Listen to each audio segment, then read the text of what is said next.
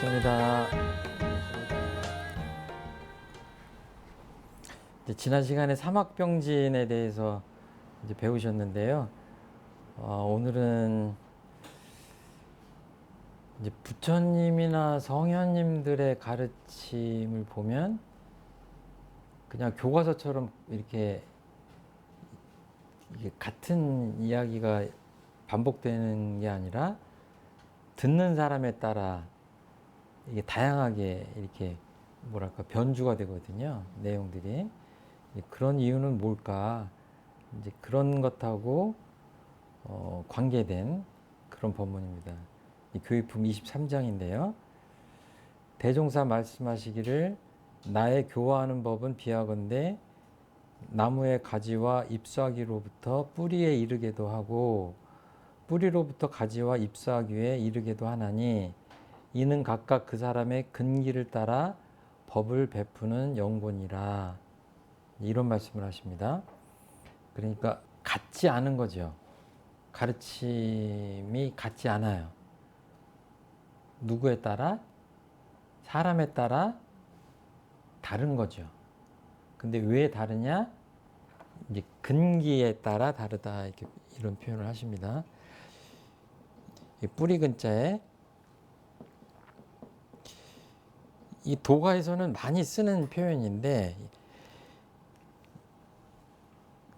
이렇게 뭔가 이 법을 받아들여서 그거를 성취할 품성과 능력의 정도 이렇게 표현하시는 이렇게 표현하고 있는데 사전에서는 쉽게 얘기하면 뭐랄까요?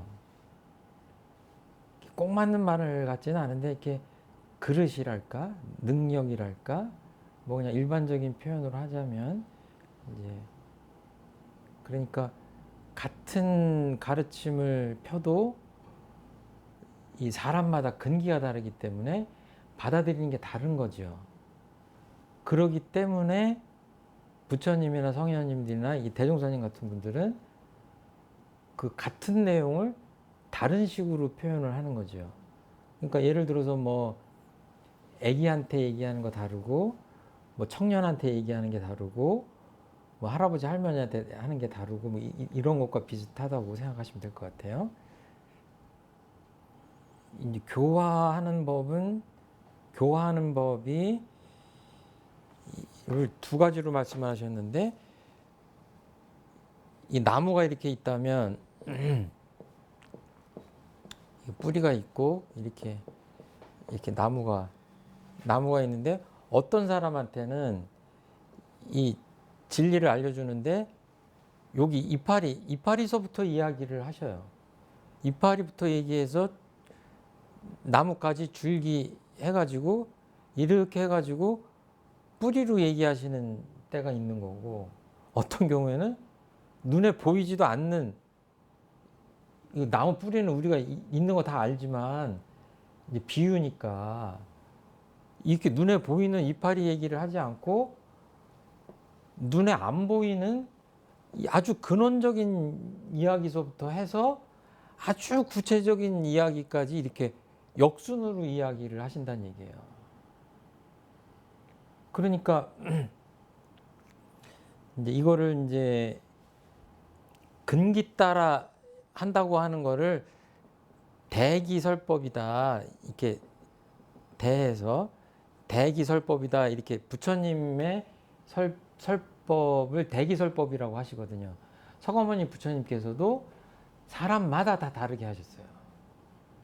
그러니까 그거를 이제 그 제대로 파악하지 못하면 저번 시간에 저희들이 대중 잡는다라고 했잖아요. 이게 감을 잡는 건데 이 대기설법을 옆에서 보고 있으면 어떻겠어요?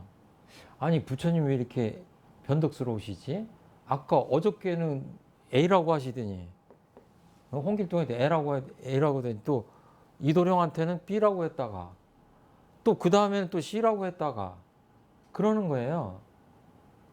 그러면 그 부처님의 말씀을 본의를 파악하는 사람은 어떻게 봐야 돼요? 아 지금 여기를 말씀하신 거고 A B는 줄기고 그 다음에 C다. C를 말씀하시는 거구나. 그러니까 A, B, C로 얘기해서 이거를 전달하시는 방법이 있는 거고, 어떤 경우에는 C로 했다가 B로 했다가 A로 하지만 결국은 나무를 알려주려고 하시는 자비방편이구나, 이렇게 생각하시면 되는 거죠. 근데 이제 이걸 잘 모르는 사람들은 어때요? 이게 다 조각조각 완전히 다른 이야기를 하시는 거구나, 이렇게 오해할 수 있는 거죠. 이것도 처처불상 사사불공이죠. 듣는 사람 따라서 맞게 이야기를 하시는 거니까. 그러니까 예를 들어서 그 원불교의 공부를 하는데, 이제 제가 아주 그냥 좀 극단적인 예를 드는 겁니다. 마음 공부를 하러 왔더니 막 경전도 좀 이렇게 심오한 경전도 좀 배우고 이래야 되는데, 예를 들어서 뭐 대종사님이나 또는 오늘날의 교무가 뭐 얘기하기를, 그냥 신발을 벗고 신을 때마다 가지런히 신발을 놓는 것부터 오늘부터 마음 공부를 하십시오, 그러는 거예요. 근데 이 사람이, 아니 무슨 신발 놓는 거를 가지고 마음 공부를, 너무 앞뒤가 안 맞는 거 아닌가? 신발은 신발이고 마음은 마음이지, 왜 무슨 심오한 뭔가 좀 그런 이야기를 할 줄 알았더니 신발 얘기를 하냐, 이럴 수가 있는 거죠. 그런데 어때요? 관련이 있어요, 없어요? 우리 그 유문용 공부 보면 어때요? 그 신발을 흐트러진 거를 알아차리고 하는 것부터 마음 공부거든요. 신발을 그 흐트러진 거를 알아차리지 못하면은 다른 것도 알아차리지 못할 수 있고, 계속 이런 것들로 쭉 가면 뭐예요? 그런 것도 못 알아차리면서 내 깊은 마음을 알아차린다? 이것이 사상 누각일 수 있다. 이런 논리로 전개가 가능한 거죠. 이런 식이라면 마치 이렇게 이파리서부터 들어가는 거라고 제가 그냥 예를 좀 들을 수가 있는 거고, 제 식으로 말씀드리는 거예요. 이제 교전에 어떤 대목이 나오냐면, 제자가 천지 만물의 그 미생전, 천지 만물이 아직 미생전,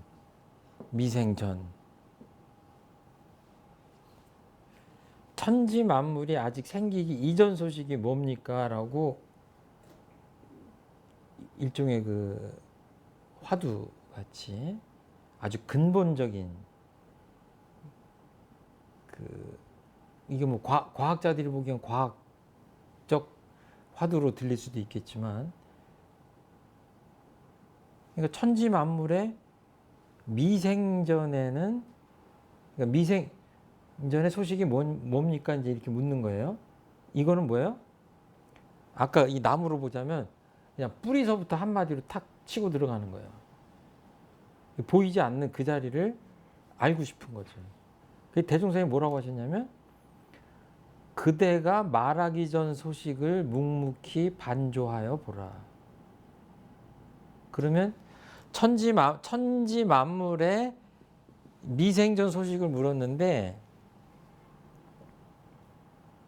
대종사님이 말씀하신 거는 조금 이렇게 의역을 하자면, 일념 미생전이에요. 여기는 존재론적으로 물었는데 인식론적으로 대답하신 거예요. 이러고 법문이 끝나요. 그리고 와서 선문답이 다 그런 식이죠. 부처가 누구십니까? 그러고 천리길을 찾아와서 고승한테 왔더니, 그럼 넌 누구냐? 그걸로 끝나. 절하고 가. 이런 식이죠.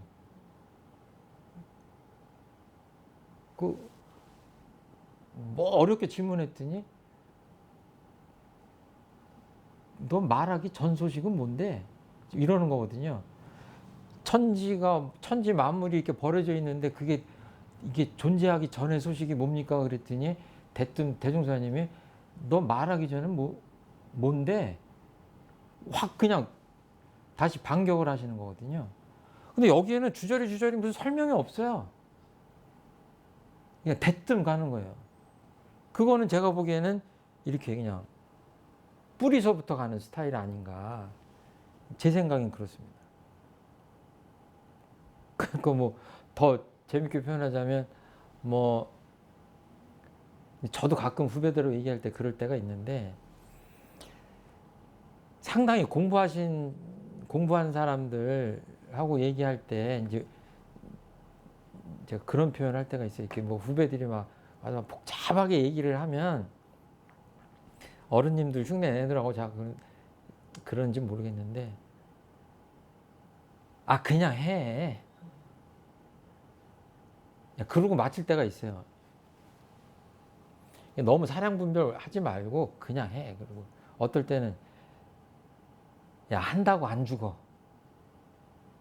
그 옛날에 정산종사님께 그냥 6개월 동안 고민거리를 안고 살던 제자분이 가서 그 여쭤보려고 그냥 나를 자꾸 별로고 별로서 정산종사님한테 배우려고 방문에 들어가는데 정산종사님이 이제 교전에는 없는 내용이에요. 일화처럼 내려놓는데 이렇게 하시더래. 근데 이렇게 하시는데 그 고민이 싹 사라졌대요. 그 6개월 동안 했던 고민이 싹 날라갔다고 하는 그 일화가 전해져 오는데 어떨 때는 그냥 툭 하고 치면 그냥 많은 것들이 그냥 해결되는 수가 있잖아요.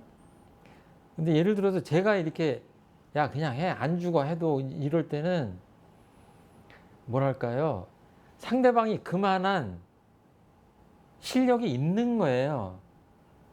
그러니까 이렇게 운동선수 무게로 따지자면 뭐 이 사람이 여태까지 그 80kg, 90kg까지 들었어. 지금 100kg를 들으려고 하는데 그냥 용기를 못 내고 그냥 들을까요 말까요 하다가 허리 부러지는 거 아니에요. 어쩌고 저쩌고 뭐 학자가 얘기하는데 뭐 이러고 하는데 제가 어떤 사람이냐면 그 사람이 그 역도 선수가 성장한 과정을 다 밟은 사람이야. 그리고 우리 스승님들의 지도를 그대로 받았어. 근데 내 앞에 와서 후배가 거기다 그냥 사설을 늘어놓는 거예요. 그럼 제가 보기엔 어때요? 90kg를 그렇게 수도 없이 들었기 때문에 100kg 드는 거는 아무 문제가 없다고 이미 검증이 끝난 사람이야. 그럼 말할 때 어때요? 야, 그만 말하고 그냥 들어. 안 죽어. 그 실행력이 문제야. 너무 그렇게 사리연구 그냥 세월 가. 이제 그런 거거든요.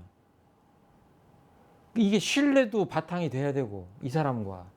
그리고 이미 검증이 끝났어야 되고, 내가 그거를 체험을 했어야 되고, 탈이 안 난다는 걸 알고 있어야 되고, 뭐 이런 것들이 깔려 있다면 그 커뮤니케이션 방식이 바꿔질 수 있는 거죠. 예. 코치들이 그러잖아요. 그렇게 하는데 어떤 사람은 뭐야 또 막 100kg 들으려고 그래. 코치가 너 절대로 100kg 하면 안 된다. 이 운동 저 운동 유연성 운동 더 해야 된다 막 절대로 말리는 거예요. 왜 그러겠어요? 아 그만한 이유가 있으니까 말리는 거죠. 이거를 공부를 하면 아까 말한 대로 근기의 차이가 있네요. 근기에 이 근기의 차이가 있기 때문에 이 지도의 방법이 다른 것이다. 이렇게 생각을 해야죠. 아니 쟤는 100kg 들으려고 그렇게 하시고 왜 나는 안 되냐? 그만한 이유가 있는 거다. 그리고 뭐 아까 예를 들어서 뭐 아까 저번 시간에 그랬나요? 제가 뭐 좌선을 나름대로 열심히 막 하는데 아무리 봐도 좌선의 공동은 안 나오는 것 같아. 그럼 그 사람한테 제대로 된 지도인이란 뭐라고 하겠어요? 정전에 좌선법부터 좀 다시 봐. 그 말 들어야죠. 그러니까 그 신성품에 보면 대종경에 그 상근기 여러 군데 나오지만 이 신성품 2장에 자세히 나오는 대목이 있어요. 상근기, 중근기, 하근기가 어떻다. 상근기는 그냥 가르치면 가르치는 대로 그냥 확실히 믿고 따라서 자기 걸로 만드는 사람입니다. 쉽게 얘기하자면.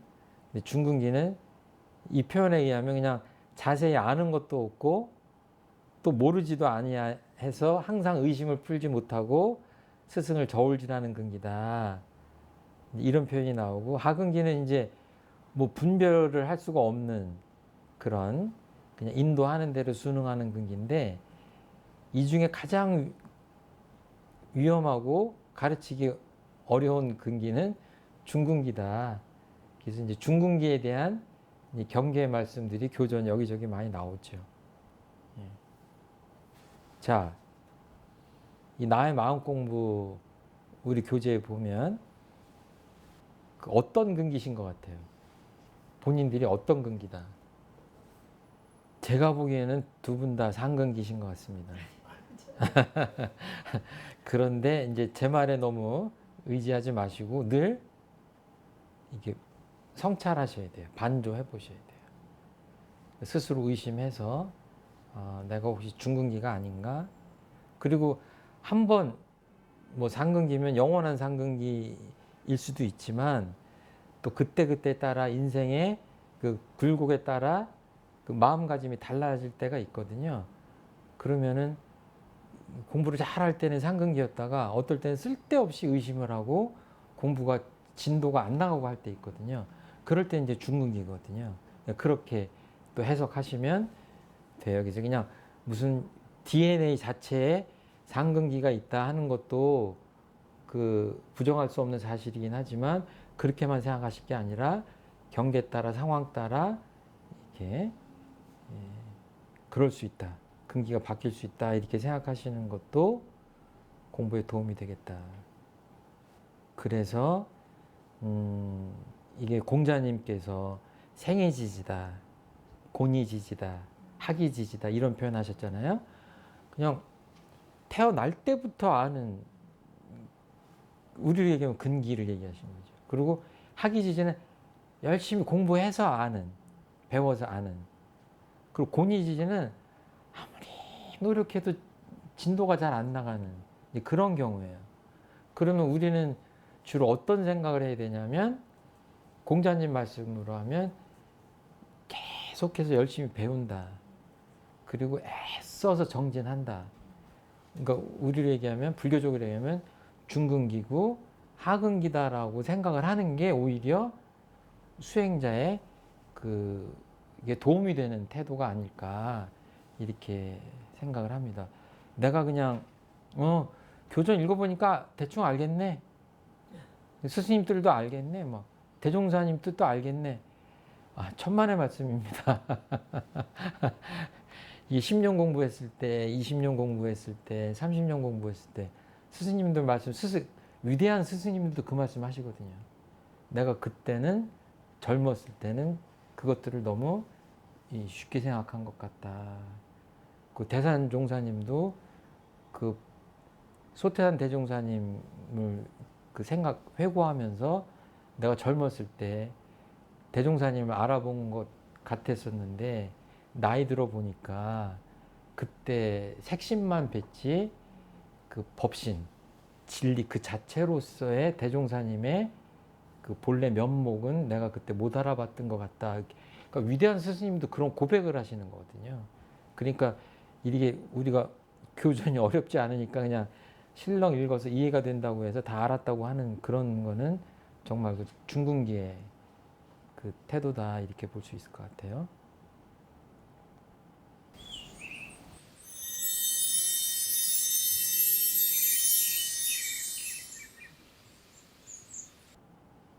자, 24장 넘어가겠습니다. 이제 여기 내용은 이제 경전을 읽어서 이제 배우는 것과 또 스승님들의 이렇게 말씀을 직접 배우는 것의 차이랄까? 그런 것에 대한 그 법문입니다. 제가 읽어보겠습니다. 24. 송 도성이 여쭙기를 제가 전일에 옛 성인의 경전도 혹 보았고 그 뜻의 설명도 들어보았사오나 그때에는 한갓 읽어서 외울 뿐이요 도덕의 참뜻이 실제로 해득되지 못하옵더니 대종사를 배운 후로는 차차 사리에 밝아짐이 있사오나 알고 보니 전에 보던 그 글이요 전에 듣던 그 말씀이온데 어찌하여 모든 것이 새로 알아지는 감이 있사온지 그 이유를 알고자 하나이다. 대종사 말씀하시기를 옛 경전은 비유하여 말하자면 이미 지어놓은 옷과 같아서 모든 사람의 몸에 고루 다 맞기가 어려우나 직접 구전심수로 배우는 것은 그 몸에 맞추어 새 옷을 지어 입는 것과 같아서 옷이 각각 그 몸에 맞으리니 각자의 근기와 경우를 따라 각각 그에 맞는 법으로 마음 기틀을 개발하는 공부가 어찌 저 고정한 경전만으로 하는 공부에 비할 바이리요. 이렇게 어려운 말씀은 아닙니다. 이제 주산 송도성 선지님이죠. 그러니까 정산종사님의 친동생이세요. 이제 그분이 대종사님께 질문을 드리는 거예요. 대종사님한테 직접 이렇게 말씀을 들으니까 옛날에 이렇게 경전으로 배웠던 것이 새삼스럽게 더 와닿는 거죠. 도대체 그 이유가 뭘까가 궁금했던 것 같아요. 보니까 옛날에 다 내가 경전으로 익혔던 건데 대종사님 해주시는 말씀 내용을 보니까 다르지 않은 거예요. 그 교주에 있는 내용이랑 또 옛 뭐 성현의 글 뭐 이런 것들이 다 같은 말씀인데 왜 그럴까? 왜 더 깨침이 있을까? 이런 거죠. 그런 아주 상식적인 느낌과 질문을 하는 겁니다. 근데 말씀하시기를 대종사님이 옛날 경전은 기성복이라고 그러죠. 이미 지어놓은 복, 기성복. 그래서 모든 사람의 몸에 고루 다 맞기가 어렵다. 그러니까 정말로 몸에 잘 맞는 옷을 입으려면 어떻게 해야 되죠? 맞춰 입어야 되죠. 그러니까 누가 그 맞춤 옷을 만들어주는 사람이죠? 대종사님이죠. 대종사님이 누구한테 지금 맞춰준 거죠? 네, 송도성 제자에게 맞춤 옷처럼 맞춤 가르침을 요즘 말로 하면 뭐예요? 그 피트니스 센터로 하면 PT죠. 그 퍼스널 트레이닝이라고 그러니까 프라이빗 레슨이에요. 개인 교습을 해주시는 거예요. 똑같은 말씀이지만 다른 거죠. 내용은 같을지언정 다른 거예요. 각자의 근기와 경우를 따라 각각 그에 맞는 법으로 마음 기틀을 개발하는 공부가 어찌 저 고정한 경전만으로 하는 공부에 비할 바이리요. 그러니까 경전은 누가 읽어도 첫 번 쭉 앞에 어떤 내용이 나오고 중간에 어떤 내용이 나오고 마지막에 어떤 내용인지 고정불변합니다. 그렇죠. 그런데 대종사님한테 여쭤보면 어떻게 말씀하시겠어요? 그 경전을 다 소화하신 분이라 어때요? 듣는 사람의 근기. 우리 앞에 공부했잖아요. 근기에 대해서. 근기가 사람마다 다 다르니까. 그리고 말씀 안 드렸지만 사람은 상근기, 중근기, 하근기 세 종류만 있는 거예요. 크게 나눠서 그냥 퉁쳐서 상근기, 중근기, 하근기라고 하는 거지 세분하면 다 다른 거예요. 그리고 어때요? 더 세분하면 같은 근기가 없어요. 그런데 이렇게 하면 얘기가 너무 어려워지니까 상근기, 중근기. 그러니까 근기 말씀만 하시다 지금 여기 하나 더 들어갔어요. 경우가 있는 거예요.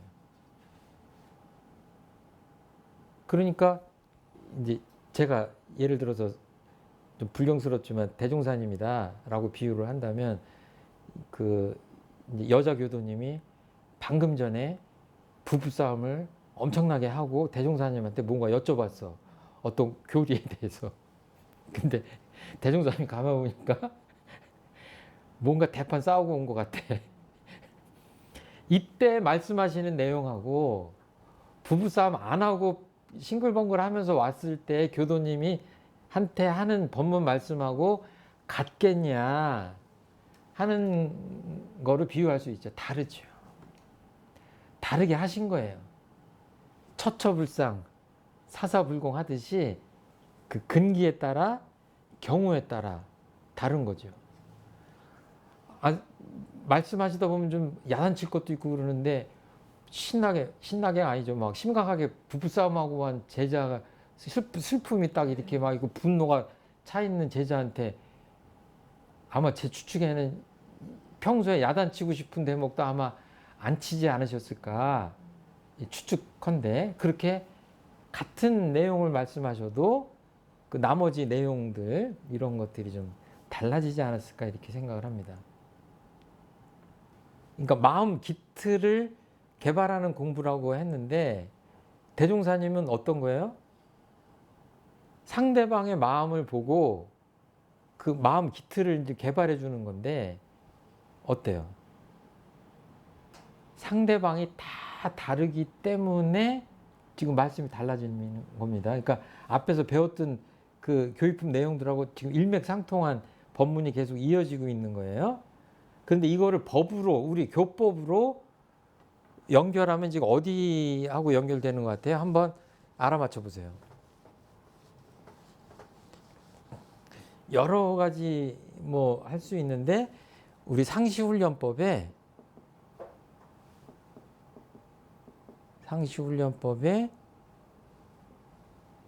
문답, 감정, 해오한다고 하는 표현이 있어요. 이렇게 스승님하고 이제 같이 하는 공부인데 지낸 일을 이렇게 말씀드리는 거예요. 일일이. 그리고 또 이렇게 궁금하고 해결되지 않고 이런 것들에 대해서 여쭤보는 거예요. 그러니까 예를 들어 뭐 아까 그 교도님이라면 내가 남편 이래가지고 이렇게 하다가 그 부부싸움을 했는데 잘한 거죠 대종사님? 이렇게 요즘으로는 대종사님 안 계시니까 교무님 제가 맞죠? 대개 교도님도 그렇게 묻더라고. 왜냐하면 그 해답을 찾고 있는 게 아니라 사실은 지지받고 위로받고 싶은 거야. 그때 정답을 얘기하면 인기 없는 교무님이 돼요. 그 속상한 마음을 잘 읽어주고 위로를 해줘야 되는데 최종품 교무는 잘 못해요. 그리고 이제 그렇게 문답도 하고 이제 어떤 것들을 이렇게 했는데 그것이 맞습니까 틀립니까도 물어보고 아주 궁금한 것들 의문점들은 여쭤봐서 또 해답을 찾기도 하고 이제 이런 것들이에요. 이 공부를 평소에 하다가 스승님 지도인께 이렇게 하는 겁니다. 이런 공부가 지금 여기 일맥상통, 이 법문과 일맥상통하는 거예요. 그러니까 문답을 하지 않으면 어떻게 돼요? 계속 수십 년 동안 설교만 들으셨어. 경전만 보셨어. 공부를. 그럼 뭐예요? 이건 못하는 거예요. 지금도 이 법문이 탄생할 수 있었던 게 뭐예요? 송도성 제자분이 어때요? 이렇게 느낌을 말씀하시는 거 아니에요. 그걸 문답하는 거 아니에요. 여쭤보는 거 아니에요. 이 대종경은 뭐예요? 다 문답이에요. 제자들이 다 여쭤보는 거예요. 그리고 제가 이렇게 했는데 맞습니까? 라고 이렇게 감정도 없고 그 내용이에요. 문답 감정 해오를 한 그 내용이 대종경입니다. 지금도 그렇게 여쭤봤기 때문에 문답했기 때문에 이 교육품이 성립이 되는 거죠. 이 몇 장입니까? 지금 우리가 하고 있는 게 24장. 예. 그런 거예요. 그러니까 설교만 듣고 교전만 본다 그러면 그 사람이 입은 옷은 뭐다? 기성복이에요. 이미 만들어 놓은 옷만 입는 거예요. 그러니까 공부 잘해서 멋쟁이가 되자고 하는, 맞춤복을 입어서 멋쟁이가 되자고 하는 게 아니라 뭐예요? 계속 반복되는 얘기지만 내가 맞닥뜨리는 경계는 유일할 수 있어요. 나만의 문제예요. 그럼 그거를 설명드려야 될 거 아니에요. 아주 디테일하게 내가 남편이 이렇게 일했는데 내가 어떻게 대답을 했냐. 그러니까 지도인들은 이렇게 문답하고 상담할 때, 밖에서는 상담이라고 하는데, 그 문답을 하고 이렇게 할 때 어떻게 하냐면 또 묻죠. 그때 교도님은 어떻게 대답했어요? 어떻게 행동했어요? 이거 묻는 거죠. 왜? 그렇게 자세한 상황을 파악해야 맞춤 해답이 가능한 거죠. 그렇죠? 예. 그래서 그거를 여기서는 이제 뭐 구전심수다 이런 표현을 했죠. 그러니까 말로 주고 마음으로 받고 하는 거예요. 그러니까 이심 전심 뭐 이런 것과 마찬가지예요. 그러니까 교전에는 스승님의 말씀이 이미 담겨 있지만 내가 오늘 처음 한 부부 싸움의 스토리를 가지고 여쭤볼 수는 없어요. 살아있는 지도인한테 여쭤봐야 되는 거죠. 문답해야 되는 거죠. 이때는 대종사님이 지도인이에요. 그러니까 그 제자분이 이렇게 문답을 한 거예요. 예. 그래서 이거를 이제 교당내왕시 주의사항이라고, 이제 상시응용 주의사항 6조도 있고 교당내왕시 주의사항이라고 하는 게 있는데, 이 교당이라고 하는 거는 다 아시는 바와 같이 무슨 서울교당, 원남교당, 우리가 있는 원남교당이 교당이라고 그러잖아요. 건물 당자를 쓰는 거 아니에요. 근데 나중에 기회가 있으면 말씀드리겠지만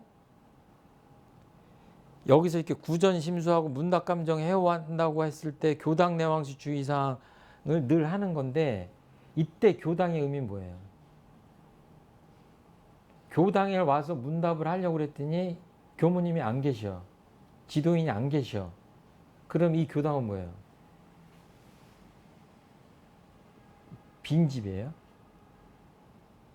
제가 이 말씀 드린 이유는 뭐냐면, 이 물리적인 공간을 얘기하는 게 아니라 교당을 내왕하면서 해야 될 공부는 뭐냐면, 이 지도인이라고 하는 이 3대력을 갖춘, 공부 실력을 갖춘 마음 공부에 그 지도인이 있는 곳을 얘기하는 거예요. 그러니까 지금 대종사님께서 저기 지금 창경궁 앞에 카페에 계시다. 그럼 이 카페가 뭐예요? 교당인 거예요. 이 세상에 가장 훌륭한 교당에 계신 거예요. 이 카페가. 왜? 부처님이 계신 거 아니에요? 예. 그러니까 정말로 공부를 한다고 하는 사람들은 질문이 많아야 되고, 그리고 훌륭한 스승님을 찾아다니는 그 노력이 필요해요. 구사고행을 해야 됩니다. 나의 마음 공부 보면 나에게 구전심수를 해주실 스승님이 있나요? 하는 질문이 있습니다. 있으세요? 없으세요? 있으셔야 돼요. 예, 그리고 이거는 교전에 나오는 내용이 아니지만 정말로 복잡한 경계를 당해서, 어려운 경계를 당해서 문답감정 해오를 하려면, 쉬운 말로 일반적인 용어로 하는 상담을 받고 싶다면 어떻게 해야 돼요? 평소에 자주 문답감정 해오를 하는 스승님이 계셔야 돼요. 그럼 이제 어떤 이점이 생기냐? 이제 교도님하고 교무님이라고 한다면, 이 교무님이, 지도인이 권선생님, 노선생님의 이 상황을 알아요. 아는 거예요. 심각하지 않을 때도 문답을 했기 때문에 자녀 관계가 어떤지, 부부 관계가 어떤지, 어떤 경제적 상황에 놓여 있는지, 직장에서 당하는 경계는 어떤 건지를 파악을 하고 계신 거예요. 이 삶의 배경을, 이 백그라운드를 파악을 하고 있고, 주로 이분은 어떤 고민을 하고 어떤 공부를 어떤 식으로 하고 있는가를 교무님이 파악을 하고 계신 거예요. 그러다가 정말로 누구한테 말 못할 고민이 생겼다. 그때의 문답 감정을 하면 어때요? 그리고 급하다. 급하게 왔는데 그게 안 된 상태 같으면 어때요? 결혼은 하셨어요? 자녀는 몇 명이죠? 직장은 죄송하지만 직장은 사실은 궁금하거든? 돈은 얼마나 보세요?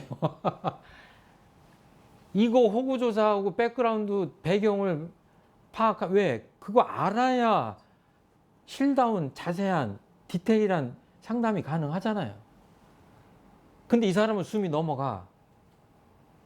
그때 가서 어떻게 해요? 그러니까 정말로 그런 거를 생각하면, 이건 제가 경험한 겁니다. 그런 스승님이 계셨기 때문에 제가 정말로 숨이 넘어갈 때 전화만 해도 그냥 원포인트 레슨이 가능하죠. 해라, 하지 마라. 딴 사람들이 다 뭐라고 해도 네가 맞다. 한마디로 이렇게 할 수 있는 거예요. 그건 뭐예요?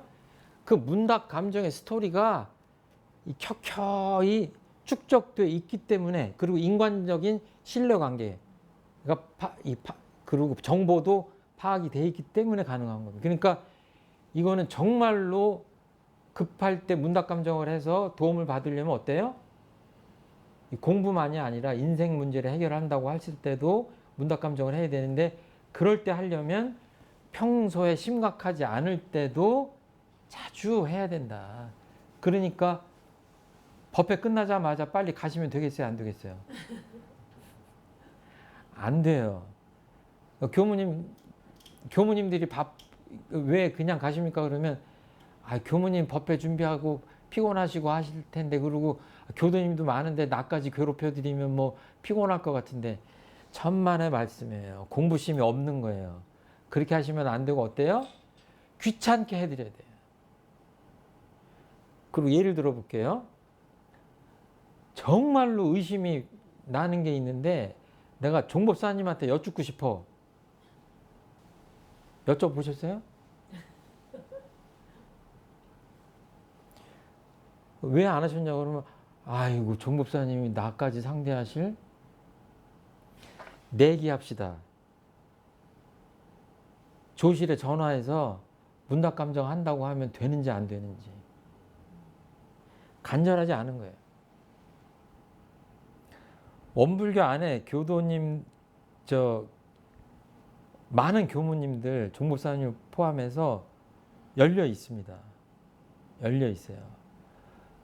바쁜데 우선순위 1번으로 해서 만나 주실 수는 없지만 기회를 달라고 간절히 하면 그쪽에서 할 수가 있습니다. 저 같은 경우에도 아무리 바쁘셔도 급한 거다 그러면은 어떤 식이냐면, 식사하시고 산책하실 때 있거든요. 그 시자들이 그때라도 시간을 할애하게 해드려요.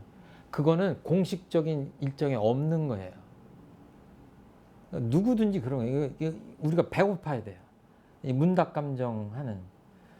그러니까 이때도 아마 많은 제 추측에 이거 안 맞을 수 있는데, 대종사님 계셨을 때도 쑥스럽고 좀 체면 따지고 이런 분들은 아마 질문 안 하셨을 거예요.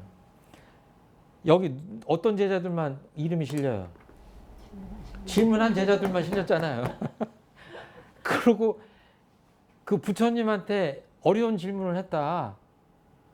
근데 그 대답을 대종사님이 했다. 그게 어디에 담기겠어요? 얼마나 오랫동안 담기겠어요? 아마 살아생전 그 이후까지도 아마 각인이 되지 않을까, 그런 생각을 해요. 그러니까 체면불고하고 그냥 붙잡고 하는 겁니다. 나는 내가 할 도리를 하는 거고, 만약에 바빠서 못 해주신다고 하면 다음에 하면 되는 거고. 그건 그분의 업이고 묻는 건 내 업이고 각자 업을 짓는 겁니다. 예. 그렇게 공부를 하셔야 단장님이 되셨어. 단원들한테 어떻게 하셔야 돼요? 단원들이 그렇게 물어올 때 내가 문답감정 해오 단장님한테 할 때 단장님들이 그렇게 하셔야 돼요. 그리고 교도님들은 지도인이 아닙니까? 다 지도인이에요. 예비 지도인이에요. 교무님만 지도인이 아닌 거예요. 재가 교육자, 출가 교육자의 그 차이뿐이에요. 아무 차이도 없습니다. 수십 년 다녀서 종사비 오르시고 법강 학마위 다 되시고 하셨다는 건 뭐예요? 그분이 성현의 반열에 오렸다는 얘기거든요. 그럼 뭐예요? 그분이 지도인이에요. 탁월한 지도인이에요. 교단에서 인정받은 지도인인 거예요. 그런데 그 지도인이 가만히 보니까 그런 지도인은 안 계시겠지만 우리 시스템상 나는 그렇게 묻고 구전심수를 안 했어. 그 사람이 어떻게 누군가를 구전심수해서 훈련을 시키겠습니까? 훈련 받은 대로 훈련을 시킬 수 있는 것이지. 그러니까 내가 성장할 때 어떻게 해야 돼요? 대종사님 교법대로 사막병진하고 상시훈련하면서 문답감정하고 교당 내왕시 하는 훈련을 그대로 해야 돼요. 그래야 내가 지도인이 됐을 때 대종사님 뜻하는 대로 그대로 전해줄 거 아니에요. 예. 혹시 질문 있으십니까? 교무님들께서 그 예회에 이제 설법을 하실 때는 그 듣는 교도님들의 그 수준 차이가 상당히 많이 나는데 그 설법 하시기가 되게 힘드시겠어요. 예. 그러니까 설교는 저도 교무지만 힘들어요. 법사님도 앉아 계시고 종사님도 앉아 계시고 나보다 훨씬 오래 공부하신 분들이 계셔요. 그런가 하면 정신수양 그러면 그 뜻이 뭔지도 모르는 교도님도 계셔요. 신입 교도님도. 그러니까 설교를 준비할 때 굉장히 힘들어요. 그래서 이왕이면 쉽게 해요. 그러니까 그런 문제가 있는 거예요. 그러니까 뭐예요? 아까 신입 교도님은 법회 끝나고 아까 정신수양 얘기를 자꾸 하셨는데 잘 못 알아듣겠어요. 라고 체면불구하고 질문을 하셔야 되고 질문이 없는 분들은 안 하시면 되고 근데 설교 내용이 아니어도 아까 항마위나 이렇게 오래 공부하신 분들은 그냥 다른 내용을 가지고 가끔가다 시간 날 때 교무님하고 문답을 해도 되는 거고 그런 거죠. 그러면 어때요? 거기에 맞춰서 실력 있는 교무님이 하시면 되는 거죠. 거기에 맞춰서. 예. 그런 거예요. 설교는 기성복입니다. 맞출 수가 없어요. 그리고 이제 질문 잘 하셨는데 정말 고민돼요. 설교할 때. 늘 그 고민이 저는 개인적으로 보면 그 고민이 제일 힘들어요. 단어 선택, 이걸 어떻게 설명을 해야 될까? 그러면 머릿속에서 복잡한 계산이 돌아가죠. 아, 이건 이렇게 하면 누구는 못 알아들을 텐데, 누구는 실제로 해보지 않으신 분이라서 이게 이해가 어려울 텐데, 뭐 이런 것들이 막 생각되는 거예요. 그러니까 정말로 그 법회 끝난 다음 또는 평일이라도 전화라도 자꾸 대화를 할 필요가 있다. 교무님 바쁜 거는 너무 걱정하지 마세요. 구전심수, 그러니까 쉽게 얘기하면 직접 지도인하고 1대1로 이게 여쭤보고 대답을 듣고 그런 거거든요. 그리고 이제 뭐 감정 이런 거는 뭐냐면 그 문답은 그냥 일상적인 정보를 주고받는 것도 문답이 될 수가 있어요. 근데 거기다 좀 보태면 이제 질문을 하는 건데 문답은 그냥 일일이 지낸 일을 그냥 주고받고 하는 것도 그래야 정보가 제공이 되니까. 근데 이제 감정 이런 거는 아, 제가 요새 생활하다가 이런 깨달음을 얻었습니다. 뭐 대각은 아니지만 이런 상소문을 계속 외우다 보니까 이 대목은 정말 이런 것 같아요. 그리고 이제 그 기쁜 마음에 그치지 않고 뭐예요? 여쭤보는 거예요. 그리고 요새 좌선을 열심히 했더니 좌선하다가 막 이런 거 저런 게 막 느껴져요. 이 정도면 제가 할 만큼 한 거 아니에요? 이렇게 여쭤봐야 돼요. 안 여쭤보면 어떻게 될까요? 그리고 어떤 분은 견성했어. 혼자 즐거워. 근데 그 얘기를 안 하면 어떻게 될까요? 모르시는 거죠? 그냥 일반적인 얘기로 하면 검증이 안 되는 거예요. 우리로 얘기하면 감정이 안 되는 거예요. 그러니까 제가 금덩어리 하나를 갖고 있어요. 이러고 10년 동안 갖고 있었어. 근데 10년 동안 보석 감정을 안 했어. 그럼 나중에 이제 정말로 긴급히 필요해가지고 금덩어리를 팔아야 되겠어. 비상금으로. 그때 금은방을 갔더니 실례지만 왜 구리덩어리를 갖고 오셨죠? 이거는 금이 아닌데요? 이러면 어떡할 거예요? 그 10년 동안의 세월은 어떻게 된 거예요? 굉장히 억울하고 안타까운 시간이잖아요. 차라리 금덩어리, 구리덩어리는 상관이 없죠. 내가 깨달은 게 맞다. 내가 공부길 이렇게 잡은 게 맞다라고 10년을 달려왔어요. 비유하자면 어때요? 부산을 간다고 생각하고 갔어. 갔더니 다 맞아. 거기 갔더니 자갈치 시장도 있고 다 경상도 말도 써. 그 나중에 봤더니 부산에 있는 자갈치 시장이 아니네. 내가 간 곳이 부산이 아닌 거예요. 우리 개인이 아니라 주변을 보거나 과거의 사례를 보면 어때요? 엄청나게 어리석었던 시대들을 우리가 살았습니다. 역사적으로. 그렇죠. 중세시대나 막 이럴 때는 막 그 헛된 그 신념과 관념으로 사람을 막 죽이기도 하고 종교 때문에 전쟁도 나고 그랬죠. 이렇게 세월이 지나서 인심이 많이 이렇게 밝아진 현대에 와서 이렇게 생각하니까 집단적으로 엄청나게 어리석었던 세월이 있었던 거죠. 개인은 어떻겠어요? 그러면 지금 저희들이 2024년도 원기 109년도에 살아요. 내가 막 확실히 깨달은 것 같고 반드시 맞는 것 같고 내가 사는 삶의 태도도 문제가 없는 것 같고 이래. 10년 뒤에 보니까 아까처럼 달라 보일 수 있는 거죠. 그럼 지금 그렇게 어리석음을 반복하지 않으면 어떻게 되죠? 보석 감정 하듯이 눈 밝은 사람한테 내가 지금 하고 있는 공부가 맞는지, 내가 지금 가고 있는 인생길이 지금 딴 길을 접어든 게 아닌지를 계속 물어봐야죠. 감정받아야죠. 그걸 안 하면 위험해지는 거죠. 운전하면서도 어때요? 내비게이션 계속 보면서 얘기하잖아요. 어떻게 보면 주고받으면서 가지 않습니까? 그 과정이 있어야 되는 거죠. 그러니까 실수 좀 하셔도 뭐 교무님이나 또 단장님이나 이렇게 지도인 스승님 많을수록 좋습니다.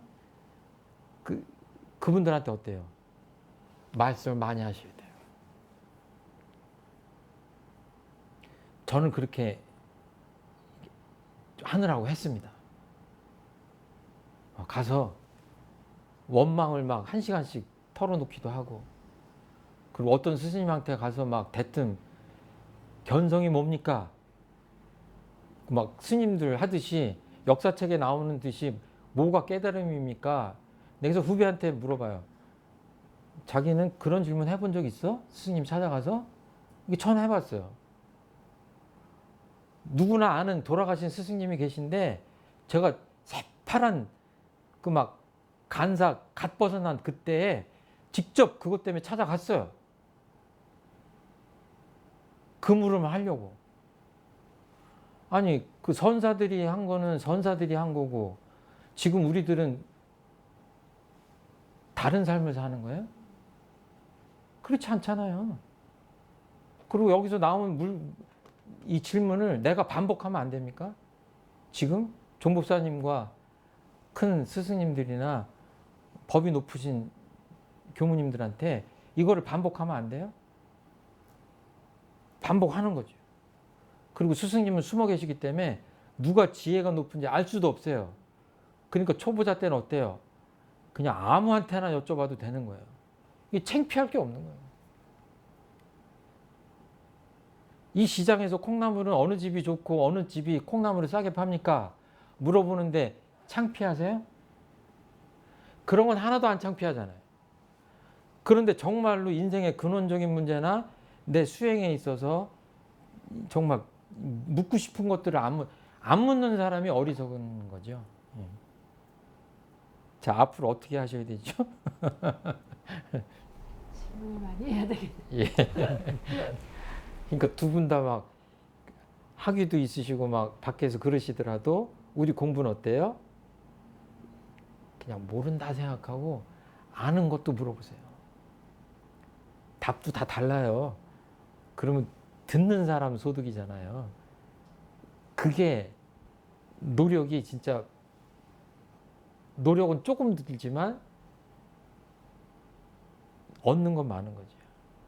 한국 사람들 길 가다가 길 물어봐요. 그럼 어때요? 한국 사람들 친절해가지고 막 저기까지 막 다 데려다 주잖아요.